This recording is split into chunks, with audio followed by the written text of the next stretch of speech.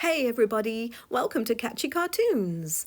I hope you're all ready because today we're going to learn how to draw this hungry little mouse. So let's get drawing.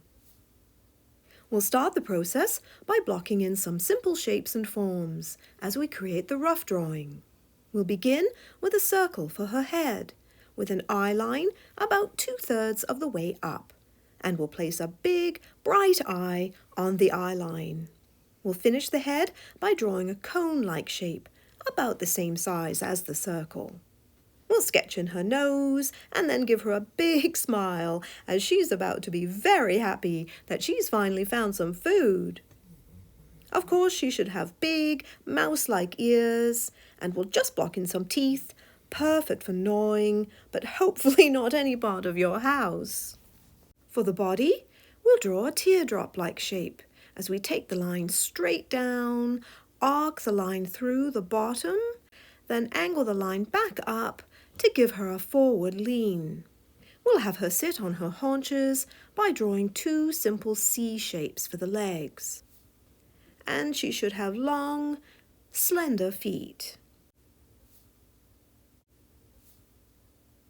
For the arm, we'll curve the line down through the bicep area, straight across for the forearm, a simple mitten shape for her hand for now, back across the forearm, and up to finish. And naturally, she will need a long tail because a mouse just wouldn't be a mouse without one. We'll finish the ruff by blocking in a piece of cheese and adding some dimension so that it doesn't look cube-like. And then we'll move on to the tie-down stage. Now this is the fun part of the drawing process as we start to bring our little mouse to life by adjusting the shapes and forms and adding some more information to the drawing, such as bulking up the head a little and adding some tufts of fur to really amp up the cute factor. The nose could be a touch bigger, and since she's already tucked into a big mouthful of cheese, we'll draw a bulge in her cheek at the corner of her mouth. Now let's add some detail to this ear, and I think the other one could be just a touch longer. Let's take a little bit off her tummy, as she is a hungry mouse after all, and make her chest a bit bigger. And why don't we add a few little tufts to her chest to make her look furry and soft. We'll make her little bottom a little bigger by taking the line down to the heel of her foot. Round off the knee and sketch in her toes. Then see how easily we create the fingers by drawing them inside the mitten shape. Let's lose those unfortunate parallel lines of the arm with a little angle change and by adding some tufts of fur at the wrist. Now I'm not too happy about the shape of her upper arm, so we'll adjust the shape by arcing the line through the tricep area. Let's go down and work on the tail now by adding some tufts at the base and then cleaning up the shape. And to finish off this stage of the drawing, we'll just make the cheese more crumbly looking by adding some bumps and curves.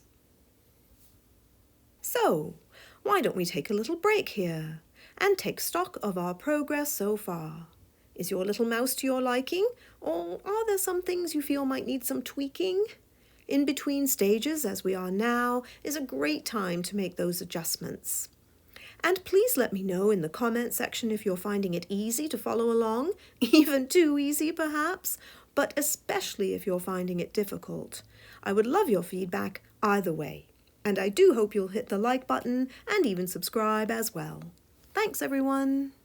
Now we'll move on to the second tie-down stage, where we'll define the line by applying a darker and more committed line. And as I'm quite pleased with the progress of this hungry mouse, I don't see the need for much polishing at all, if any.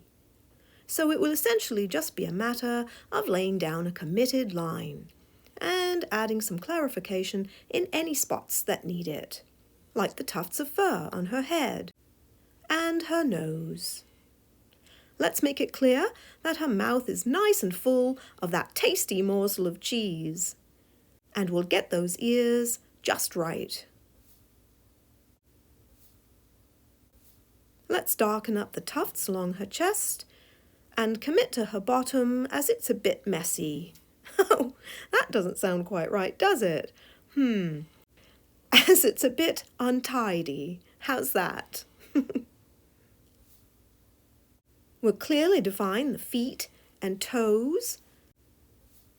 Make sure that those little fingers are crystal clear.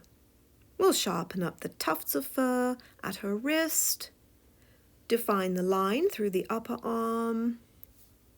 Darken the tufts at the base of her tail. And we'll darken up the cheese as well. Let's quickly add some of those old cartoon-style rings along the length of her tail, as they really help to suggest how it's curving. Now, this little mouse is very cute, but she is a bit of a messy eater, so we'll sketch in some cheese crumbles by her feet. And we'll finish this tie-down stage by drawing in her markings. We'll start under the nose, across the cheek. We'll draw some tufts and continue the line down her chest to her tummy. Indicate some more tufts on her arm. And lastly, add some markings to the insides of her legs. And now she's ready for the clean-up line, where we'll apply a bold line with some nice thicks and thins. A mid-sized line for the eye. I'm thinking the back of her head could be just a bit bigger, so we'll add some bulk by the corner of her jaw.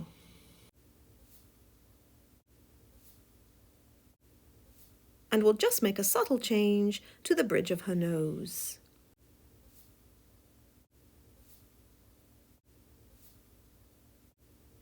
As usual, most of the exterior lines will be thick and the interior line work will be thin. A nice bold line down her back that flows seamlessly through her bottom, into her knee, and tapers to a thin along her thigh. She is looking a touch flat-footed though, so we'll make a subtle adjustment to the sole of the foot. Take note on how the line along the bottom of the foot is thicker than the top. Not only does it make the line more interesting, but it also adds weight to the drawing. And we'll give the far leg the same line as the near leg. Now, I've changed my mind about the tufts at the base of her tail, so I'm not going to clean those up as they are just muddling up the image. This is an example of how you should always be assessing your drawing as you go along, making adjustments like this as you see fit. The line should taper down to thin at the tip of the tail, and then taper back to thick as we reach the base. Make sure that the bottom of the tail has a thicker line than the top, like we did for the foot. Let's clean up the lines that wrap around the tail, and don't worry if the lines overlap or even end up outside the tail, as this can indicate that a mouse's tail actually has fine hair on it and is not scaly like a lot of people think. Let's finish the cleanup stage now with a nice thin line for her markings.